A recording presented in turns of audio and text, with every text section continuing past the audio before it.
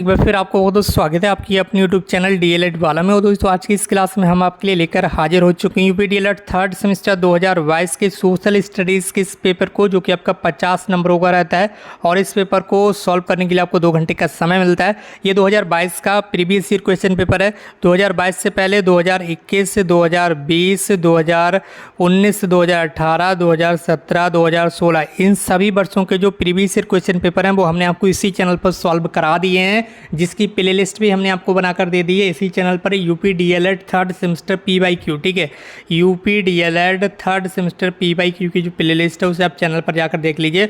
उसमें सभी क्लासेस आपको मिल जाएंगी प्रीवियस ईयर क्वेश्चन पेपर की, जो आपकी परीक्षा के लिए बहुत ज़्यादा इंपॉर्टेंट होती हैं, क्योंकि वहाँ से क्वेश्चन लगातार रिपीट होते हैं परीक्षाओं में। तो उन क्लासेस को जाकर एक बार जरूर देख लीजिए और इस क्लास को अपने फ्रेंड्स के साथ शेयर कर दीजिए, ताकि और भी भाई बहन यहाँ पर हमारे साथ जुड़ सकें। इसके साथ ही आपको बता दें कि फर्स्ट सेमेस्टर के मॉडल पेपर, ठीक है, 1 अगस्त से आपको दिए जाएंगे, जो कि आपकी परीक्षा के लिए बहुत ज़्यादा उपयोगी होंगे, क्योंकि अगस्त के अंतिम सप्ताह में आपकी परीक्षाएं होने जा रही हैं, आपको पता चल ही चुका होगा। तो 1 अगस्त से सभी फर्स्ट सेमेस्टर के स्टूडेंट्स जुड़ जाएं हमारे साथ और मॉडल पेपर अच्छे से तैयार करें। और आज की क्लास का ये पहला प्रश्न आपके सामने स्क्रीन पर है। थर्ड सेमेस्टर का ये आपका सामाजिक अध्ययन का पेपर है। देख लीजिए 2022 में कैसा प्रश्न पत्र आया था, और इन्हीं क्वेश्चन पेपर से, ये जो प्रश्न पत्र यहाँ पर आपको दिए जा रहे हैं, इन्हीं पेपरों से आपकी परीक्षा में प्रश्न रिपीट होंगे बहुत बड़ी संख्या में। तो पहला प्रश्न देख लीजिए, बाबर के आक्रमण के समय दिल्ली का शासक कौन था? तो ये यहाँ पर आपको बताना होगा। तो इस सवाल का आपका राइट आंसर क्या हो जाएगा? बाबर के आक्रमण के समय दिल्ली का शासक इब्राहिम लोदी था, ठीक है। कौन था? इब्राहिम लोदी, यानी कि ऑप्शन सी आपका राइट आंसर हो जाएगा। और 1526 ईस्वी में पानीपत के प्रथम युद्ध में बाबर और इब्राहिम लोदी के मध्य युद्ध लड़ा गया था, जिसमें इब्राहिम लोदी की मृत्यु हो चुकी थी, यानी कि इब्राहिम लोदी हार गया था और बाबर की विजय हुई थी। यहीं से आपका मुगल काल 1526 से मुगल काल स्टार्ट हो जाता है। बाबर ने मुगल काल की नींव रखी, बाबर ने मुगल काल की स्थापना की 1526 में, और 1526 में बाबर की यहाँ पर विजय हुई और यहीं से मुगल काल स्थापित हो चुका था, ठीक है। तो दिल्ली का शासक उस समय कौन था? इब्राहिम लोदी था, आपको रख लेना है याद, ठीक है। तो अंतिम सुल्तान इब्राहिम लोदी को हराकर मुगल साम्राज्य की नींव रख दी गई, किसके द्वारा? बाबर के द्वारा 1526 में। बढ़ रहे हैं अगले प्रश्न की ओर। प्रश्न संख्या 2 इसी बात पर कर दीजिए इस क्लास को शेयर। हुमायूं नामा का रचयिता कौन था? क्या हुमायूं था, बाबर था, गुलबदन बेगम थे या फैजी था? तो गुलबदन बेगम हुमायूं नामा की लेखिका के रूप में जानी जाती हैं, ठीक है। तो हुमायूं नामा का रचयिता कौन था? ऑप्शन सी आपका राइट आंसर हो जाएगा। इसके अलावा गुलबदन बेगम ने पुस्तक लिखने के लिए साधारण फारसी भाषा का प्रयोग किया है। हुमायूं नामा हुमायूं के जीवन का वर्णन करता है। बढ़ रहे हैं अपने अगले प्रश्न की ओर। प्रश्न संख्या 3 आपके सामने स्क्रीन पर है। कालिंजर, कौन सा लिंजर? कालिंजर का दुर्ग कहाँ पर स्थित है?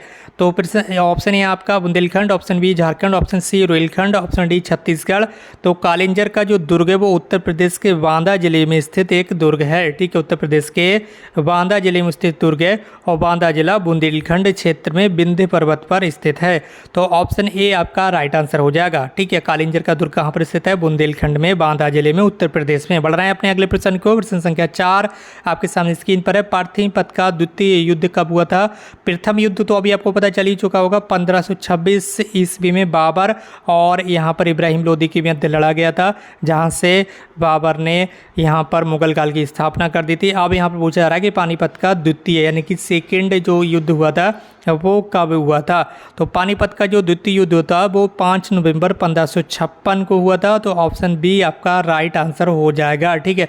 1526 में प्रथम युद्ध, 1556 में द्वितीय युद्ध हुआ था, जो उत्तर भारत के हिंदू शासक सम्राट हेमचंद्र विक्रमादित्य यानी कि हेमू और अकबर की सेना के बीच पानीपत के मैदान में लड़ा गया था, ठीक है। तो इस प्रश्न संख्या 4 का राइट आंसर हो जाएगा 1556। प्रश्न संख्या 5 है। ख्वाजा मोइनुद्दीन चिश्ती की दरगाह कहाँ पर स्थित है? ख्वाजा गरीबी नवाज के नाम से भी इन्हें जाना जाता है, ये भी आपको रख लेना ध्यान। तो इनकी जो दरगाह ये अजमेर शरीफ में स्थित है। कहाँ पर? अजमेर में। ख्वाजा मोइनुद्दीन चिश्ती, ठीक है, जिन्हें ख्वाजा गरीब नवाज के नाम से जाना जाता है, इनकी जो दरगाह है वो अजमेर में स्थित है। श्रद्धेय सूफी संत ख्वाजा मोइनुद्दीन चिश्ती की दरगाह भारत के राजस्थान राज्य के अजमेर जिले में स्थित है। अजमेर शरीफ दरगाह दुनिया भर में काफ़ी मशहूर है और लाखों श्रद्धालु प्रत्येक वर्ष यहाँ पर पहुँचते हैं। प्रश्न संख्या 6 आपका। किस देश के व्यापारी सबसे पहले व्यापार करने भारत आए थे? किस देश के व्यापारी? तो भारत में व्यापार करने वाले सर्वप्रथम पुर्तगाली आए थे। कौन आए थे? पुर्तगाली आए थे। पुर्तगाली खोजकर्ता वास्को डी गामा भारत के कालीकट में अटलांटिक महासागर के माध्यम से भारत पहुंचने वाला पहला यूरोपियन था। तो ऑप्शन बी आपका राइट आंसर हो जाएगा। ऑप्शन बी, सबसे पहले व्यापार करने के लिए कौन आए थे? पुर्तगाली आए थे। रख लेना आपको ध्यान। बढ़ रहे हैं अगले प्रश्न की ओर, कोई बात नहीं, फटाफट ये देख लीजिए। अगला प्रश्न आपके सामने स्क्रीन पर है। इलाहाबाद की संधि कब हुई थी? ठीक है, तो इलाहाबाद की जो संधि थी वो 12 अगस्त 1765 ईस्वी, यानी कि ऑप्शन डी आपका राइट आंसर हो जाएगा। ऑप्शन डी क्या हो जाएगा आपका राइट आंसर हो जाएगा। ईस्वी में रॉबर्ट क्लाइव और शाह आलम के बीच हस्ताक्षरित हुई थी। इलाहाबाद की संधि रॉबर्ट क्लाइव और शाह आलम के बीच हस्ताक्षरित हुई थी सन 1765 ईस्वी में। Option D right answer. बढ़ रहे हैं अगले प्रश्न की ओर। प्रश्न संख्या 8 है, पिट्स इंडिया एक्ट कब पारित हुआ था? तो पिट्स इंडिया एक्ट 1784 ईस्वी में पारित हुआ था। रख लेना आपको ध्यान। तो इस सवाल का भी राइट आंसर हो जाएगा आपका ऑप्शन डी। इसके साथ ही जिसे ईस्ट इंडिया कंपनी एक्ट 1784 के नाम से भी जाना जाता था, रख लेना आपको याद। बढ़ रहे हैं अगले प्रश्न की ओर। प्रश्न संख्या 9 आपके सामने स्क्रीन पर। स्थायी बंदोबस्त प्रणाली किसने शुरू की थी? तो स्थायी बंदोबस्त भू राजस्व व्यवस्था को लॉर्ड कॉर्नवालिस ने लागू किया था। ऑप्शन बी आपका राइट आंसर। लॉर्ड कॉर्नवालिस ने लागू किया था। वे बंगाल के गवर्नर जनरल थे जो उन्होंने 1793 ईस्वी में इस व्यवस्था को लागू किया था। ये भी आपको ध्यान रखना है, ठीक है। तो स्थायी बंदोबस्त कब लागू किया गया था? स्थायी बंदोबस्त प्रणाली 1793 ईस्वी में लॉर्ड कॉर्नवालिस के द्वारा। प्रश्न संख्या 10 है, सती प्रथा का अंत कब हो गया था? ये यहाँ पर आपको बताना पड़ेगा, तो चलिए बता देते हैं सती प्रथा का अंत कब हुआ। तो भारत में सती प्रथा का जो अंत है वो 4 सितंबर 1829 ईस्वी को हुआ था। तो 4 सितंबर 1829, ऑप्शन सी आपका राइट आंसर हो जाएगा। 1829 ईस्वी में इस कुप्रथा का अंत हो गया था, ठीक है, आपको ध्यान रखना है। और राजा राम मोहन राय के प्रयास से उस समय जो वायसराय थे लॉर्ड विलियम बेंटिक, उन्होंने इस कुप्रथा पर रोक लगा दिया था, ठीक है, 1829 में। प्रश्न संख्या 10 का राइट आंसर ऑप्शन सी। बढ़ रहे हैं अगले प्रश्न की ओर। भारत यानी कि इंडिया में डाक विभाग की स्थापना कब की गई थी? ठीक है, यानी कि पोस्टल डिपार्टमेंट की स्थापना कब की गई थी? तो भारत में डाक विभाग की स्थापना 1 अप्रैल 1854 को हुई थी। तो 1 अप्रैल 1854, यानी कि ऑप्शन डी आपका right answer. Option D, Bharat में डाक विभाग की स्थापना कब हुई थी? सन 1854 ईस्वी में, ठीक है। और उस समय भारतीय वायसराय लॉर्ड डलहौजी ने इस सेवा का केंद्रीकरण कर दिया था। उस वक्त ईस्ट इंडिया कंपनी के अंतर्गत आने वाले 701 डाकघरों को मिलाकर डाक विभाग की स्थापना कर दी गई। बढ़ रहे हैं अपने अगले प्रश्न को। प्रश्न संख्या 12 है, राज्यसभा का पदेन सभापति यानी कि अध्यक्ष कौन होता है? तो ये होता है आपका उपराष्ट्रपति, ठीक है। राज्यसभा का जो अध्यक्ष होता है वो उपराष्ट्रपति को बनाया जाता है। राज्यसभा का जो सभापति यानी कि जो अध्यक्ष बनाया जाता है वो उपराष्ट्रपति को बनाया जाता है, ये आपको रख लेना है याद। और भारतीय राज्यसभा, ठीक है, राज्यसभा भारतीय संविधान के अनुच्छेद 80 के तहत गठित भारत के द्विसदनीय संसद का उच्च सदन है, ठीक है। राज्यसभा को उच्च सदन भी कहा जाता है, ध्यान रखना है। और लोकसभा को निम्न सदन कहा जाता है, ये आपको ध्यान रखना है। इसके साथ ही राज्यसभा प्लस लोकसभा प्लस राष्ट्रपति, ये तीनों मिलकर संसद का निर्माण भी करते हैं। ये भी बार बार क्वेश्चन पूछा जाता है कि संसद का निर्माण किस किस से होता है, तो आप बताएंगे राज्यसभा, लोकसभा और राष्ट्रपति। बढ़ रहे हैं अगले प्रश्न की ओर। रूबी क्या है? ठीक है, क्या आभरक है, क्या तांबा, क्या लोहा या कोयला? तो रूबी एक प्रकार का आभरक है। रूबी क्या है? ऑप्शन ए आपका राइट आंसर। बढ़ रहे हैं अपने अगले प्रश्न की ओर। और प्रश्न संख्या 14 आपके सामने स्क्रीन पर आ चुका है। भारत में कितने राष्ट्रीय जलमार्ग हैं? ठीक है, यहाँ पर आपको बताना ही पड़ेगा। तो जो प्रश्न संख्या 14 का राइट आंसर क्या होगा? 111 राष्ट्रीय जलमार्ग हैं। इनकी कुल लंबाई 20,186 किलोमीटर है, ठीक है, 111। ऑप्शन ए राइट आंसर हो जाएगा। ये जलमार्ग देश के 24 राज्यों में फैले हुए हैं। ऑप्शन ए राइट आंसर, 111 जलमार्ग हैं, ठीक है। बढ़ रहे हैं अगले प्रश्न की ओर। प्रश्न संख्या 15, निम्नलिखित में कौन संचार का साधन नहीं है? किससे कम्युनिकेशन नहीं होता है? ठीक है, क्या टेलीकॉन्फ्रेंसिंग संचार का साधन नहीं, क्या हेलीकॉप्टर, क्या इंटरनेट या ईमेल? तो यहाँ पर आपका जो हेलीकॉप्टर ये संचार का साधन नहीं है, बल्कि टेलीकॉन्फ्रेंसिंग या इंटरनेट या फिर ईमेल, ये सारे के सारे क्या हैं? ये एक तरह से टेलीकॉन्फ्रेंसिंग हो गया, इंटरनेट हो गया या फिर ईमेल हो गया, इनसे हम कम्युनिकेशन कर सकते हैं। तो यानी कि ये एक तरह से संचार के साधन हैं, ठीक है। इसके साथ बढ़ रहे हैं अपने अगले प्रश्न की ओर। और अगला प्रश्न अब आपको पता ही होगा, यहाँ से अति लघु उत्तरीय प्रश्न स्टार्ट हो गए, तो कहीं जाना नहीं है आपको, यहाँ पर भी हमारे साथ बने रहना है, सारे प्रश्न आपको सॉल्व करा ही देंगे। तो प्रश्न संख्या 16 आपका, बाबर ने किस नाम से अपनी आत्मकथा लिखी थी? तो बाबर ने अपनी जो आत्मकथा थी वो तुजुक बाबरी नाम से लिखी थी, और जो कि तुर्की भाषा में लिखी गई थी। इसके बाद अब्दुल रहीम खानखाना ने तुजुक बाबरी का फारसी में भाषा में अनुवाद भी कर दिया था, ठीक है, यहाँ पर रखना है आपको याद। अगला प्रश्न आपके सामने स्क्रीन पर है। प्रश्न संख्या 17, शेरशाह का मकबरा कहाँ पर स्थित है? तो शेरशाह सूरी का जो मकबरा है वो सासाराम जिले के बिहार राज्य में स्थित है, ठीक है। सासाराम जिला जो बिहार राज्य में स्थित है, यहाँ पर आपका मकबरा है। और इस मकबरा का वास्तुकार मीर मोहम्मद अलीबान खान द्वारा डिजाइन किया गया था, रख लेना आपको ध्यान। इसका निर्माण 1540 ईस्वी और 1545 ईस्वी के बीच में होता है। शेरशाह उनके बेटे इस्लाम शाह के शासनकाल के दौरान मकबरे का निर्माण करा दिया गया था। अगला प्रश्न आपके सामने स्क्रीन पर है, प्रश्न संख्या 18। अकबर द्वारा बनवाए 2 किलों के नाम लिखिए। अकबर द्वारा बनवाए गए 2 किलों के नाम कुछ इस तरह से हैं। आगरा के किले को किला रूज या किला अकबरी के नाम से भी जाना जाता है। इसका निर्माण अकबर ने करा था। इलाहाबाद के किले का निर्माण भी अकबर ने कराया था, तो रखना आपको याद। ठीक है, बढ़ रहे हैं अपने अगले प्रश्न की ओर। और प्रश्न संख्या 19 आपके सामने स्क्रीन पर। प्लासी, कौन सा सी? प्लासी का युद्ध किसके बीच लड़ा गया था? तो प्लासी का जो युद्ध है वो 23 जून 1757 ईस्वी में सिराजुद्दौला और अंग्रेजों के बीच लड़ा गया था। इस युद्ध में एक तरफ ब्रिटिश ईस्ट इंडिया कंपनी की सेना थी और दूसरी तरफ बंगाल के नवाब सिराजुद्दौला की सेना थी। और 23 जून 1757 ईस्वी में प्लासी का जो युद्ध था वो लड़ा गया था। प्रश्न संख्या 20 आपके सामने स्क्रीन पर। प्रश्न संख्या 20 में आपसे पूछा गया कि शाहजहां द्वारा बनवाई 2 प्रसिद्ध इमारतों के नाम लिख दीजिए। तो एक तो बिल्कुल विश्व प्रसिद्ध इमारत है जो कि प्रत्येक बच्चा जानता है, जिससे आप ताजमहल के नाम से जानते हैं। ठीक है, ये प्रथम इमारत होगी, केवल नाम लिखने के लिए आपसे बोला गया था, जो कि इन्होंने अपनी बेगम मुमताज़ की याद में बनवाई थी। और ये उत्तर प्रदेश के आगरा ज़िले में स्थित है। तो आगरा ज़िले के जो भी भाई बहन हैं नीचे कमेंट में करके जरूर बताएं। इसके अलावा जो दिल्ली की जामा मस्जिद है, ठीक है, जिसका निर्माण सन 1656 ईस्वी में किया गया था।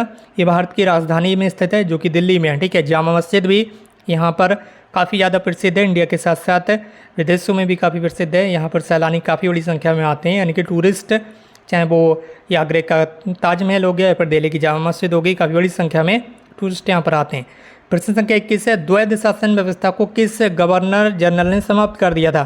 तो वॉरेन हेस्टिंग्स ने बंगाल में द्वैध शासन व्यवस्था को समाप्त कर दिया था। उनका कार्यकाल 1772 ईस्वी में शुरू हुआ और 1785 ईस्वी में समाप्त हो गया।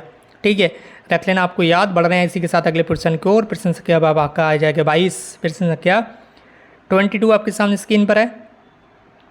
इसमें आपसे पूछा गया कि कौन से सुल्तान हैं भैया ये? टीपू सुल्तान क्यों पराजित हुए थे, कोई 2 कारण बताइए। तो टीपू सुल्तान चतुर्थ आंग्ल मराठा युद्ध में अंग्रेजों के हाथों पराजित होकर मारे गए और मैसूर का शासक उनके हाथ से निकल गया। उसके पहले के अंग्रेजों से युद्ध में उन्होंने अपनी योग्यता के दम पर अंग्रेजों को कड़ी टक्कर दी थी। 1799 ईस्वी में अंग्रेजों से लड़ते हुए मैसूर का वीर प्रतापी शासक वीर गति को प्राप्त हो गया। ये यहाँ पर आपको रखना है यार। ठीक है, इसके अलावा यहाँ पर अगला प्रश्न आपके सामने स्क्रीन पर है, लॉर्ड मैकाले कौन था? ठीक है, लॉर्ड मैकाले प्रसिद्ध अंग्रेजी कवि, निबंधकार, इतिहासकार और राजनीतिज्ञ था। ठीक है, मैकाले सन 1834 ईस्वी से 1838 ईस्वी तक वह भारत की सुप्रीम काउंसिलिंग में लॉ मेंबर और लॉ कमीशन का प्रधान भी रहा। मैकाले का अंग्रेजी भाषा को भारत की सरकारी भाषा तथा शिक्षा का माध्यम, यूरोपीय साहित्य, दर्शन तथा विज्ञान को भारतीय शिक्षा का लक्ष्य बनाने में इसका बड़ा हाथ रहा है। ठीक है, लॉर्ड मैकाले का। ठीक है, इसी के साथ बढ़ रहे हैं अपने अगले प्रश्न की ओर।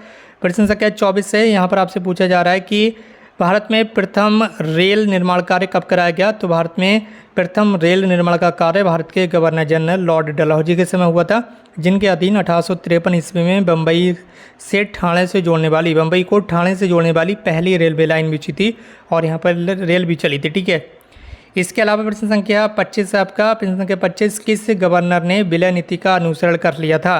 तो लॉर्ड डलहौजी ने विलय नीति का अनुसरण किया था। डलहौजी ने कुशासन और पुत्रहीनता के सिद्धांतों का उपयोग करके कई रियासतों को ब्रिटिश साम्राज्य में जबरदस्ती मिला लिया था, चीना झपटी करके। ठीक है, ये रख लेना आपको याद है, जिससे कहा जाता है विलय नीति, यानी कि हड़प नीति भी बोला जाता है। तो ये किसने स्टार्ट की थी? ये लॉर्ड डलहौजी। संसद के स्थायी सदन का नाम लिख दीजिए। अभी आपको बताइएगा, इसी को उच्च सदन भी कहा जाता है। राज्यसभा को संसद का स्थायी सदन भी कहा जाता है, ये आपको उच्च सदन भी होता है। ये संसद का उच्च सदन भी है, जो कि अभी मैंने आपको बताया था कुछ मिनट पहले। और इसमें 250 सदस्य हैं वर्तमान समय में। 238 सदस्य राज्यों और केंद्र शासित प्रदेशों का प्रतिनिधित्व करते हैं और 12 सदस्यों को राष्ट्रपति के द्वारा मनोनीत किया जाता है। ये 12 सदस्य यहाँ पर बिना विदाउट इलेक्शन के यहाँ पर मनोनीत किए जाते हैं, जो कि कला, विज्ञान, साहित्य, शिक्षा, उनकी विशेष योग्यता के आधार पर इन्हें मनोनीत कर दिया जाता है फ्री ऑफ फाइंड। ठीक है, free of cost, without election. ठीक है, ये 12 सदस्य राज्यसभा के सदस्य बन जाते हैं। ठीक है, प्रश्न संख्या 27 है, प्रदेश का उच्च न्यायालय कहाँ पर स्थित है? यानी कि उत्तर प्रदेश का जो उच्च न्यायालय है वो 2 स्थानों पर स्थित है। पहला आपका इलाहाबाद और इसकी दूसरी खंडपीठ है जो कि लखनऊ में स्थित है। ठीक है, ये स्थायी खंडपीठ है और लखनऊ शहर में स्थित है। ठीक है, ये मुख्य पीठ है और प्रयागराज शहर में स्थित है। मुख्य पीठ कहाँ पर है, इलाहाबाद में, और ये स्थायी खंडपीठ है इलाहाबाद हाईकोर्ट की जो कि लखनऊ में, ठीक है। तो इलाहाबाद हाईकोर्ट और लखनऊ हाईकोर्ट, ठीक है, ये दो हाईकोर्ट हैं उत्तर प्रदेश में, रखना आपको याद, बढ़ना है अपने अगले प्रश्न की ओर। प्रश्न संख्या 28 आपका, लोहा कितने प्रकार का होता है? तो लोहा निम्नलिखित 3 प्रकार का होता है। पहला होता है कच्चा लोहा, दूसरा होता है आपका गड़ा लोहा, तीसरा होता है आपका ढलवां लोहा, ठीक है। ये 3 प्रकार का आपका लोहा होता है। बढ़ रहे हैं अगले प्रश्न को। प्रश्न संख्या 29 आपका, निर्यात से आखिर आप समझते क्या हैं? बता दीजिए हमें जो भी आप समझते हैं। तो निर्यात किसी एक देश से वस्तुओं और सेवाओं को दूसरे देश में भेजने की प्रक्रिया को संदर्भित करते हैं, यानी कि एक जगह से, एक कंट्री से दूसरी कंट्री, यानी कि एक देश से दूसरे देश में हम जो भी व्यापार करते हैं, जो माल बेचते हैं या जो माल भेजते हैं, जो भी व्यापार किया जाता है एक देश से दूसरे देश में, जो यहाँ पर माल भेजा जाता है यानी कि बेच दिया जाता है, सेल कर दिया जाता है, उसी को हम क्या कहते हैं? निर्यात कह देते हैं। ये व्यापार को महत्वपूर्ण बनाने में महत्वपूर्ण भूमिका निभाता है, ठीक है। निर्यात क्या कहलाता है? महत्वपूर्ण भूमिका निभाता है। और किसी दूसरे देश से जब हम कोई माल अपने देश में मंगाते हैं तो उसे आयात बोलते हैं, ये भी आपको रख लेना है याद। इसी के साथ प्रश्न संख्या 30 और आज की क्लास का अंतिम प्रश्न, सबसे तेज चलने वाले यातायात के साधन का नाम लिख दीजिए। तो हवाई जहाज दुनिया का सबसे तेज चलने वाला यातायात का साधन है। हवाई जहाज की गति, हवा की गति, विमान के प्रकार, भार और हवा ऊंचाई जैसे कई कारकों पर निर्भर करती है। हवाई जहाज की जो गति यानी कि जो मोशन है, जो गति है, ये विमान के प्रकार यानी कि किस तरह का हवाई जहाज है, ठीक है, इसका भार कितना है और ऊंचाई कितनी है, ये कई जैसे कई कारकों पर निर्भर करती है, ठीक है। कुछ हवाई जहाज ध्वनि की गति से भी अधिक तेजी से उड़ सकते हैं, ये भी आपको रख लेना है याद। इस तरह से आज की क्लास को दोस्तों यहीं पर समाप्त करते हैं, ठीक है। तो इस क्लास को अपने अदर फ्रेंड्स के साथ भी जरूर शेयर कीजिए ताकि और भी भाई बहन हमारे साथ यहाँ पर जुड़ सकें। बाकी 1 अगस्त से आपको फर्स्ट सेमेस्टर के मॉडल पेपर भी दिए जाएंगे, तो जितने भी नए भाई बहन हैं फर्स्ट सेमेस्टर वाले, उनको भी अपने साथ जोड़ लीजिए। और दोस्तों आज की इस क्लास को यहीं पर समाप्त कर देते हैं। हमसे जुड़ने के लिए बहुत बहुत धन्यवाद। Thank you so much.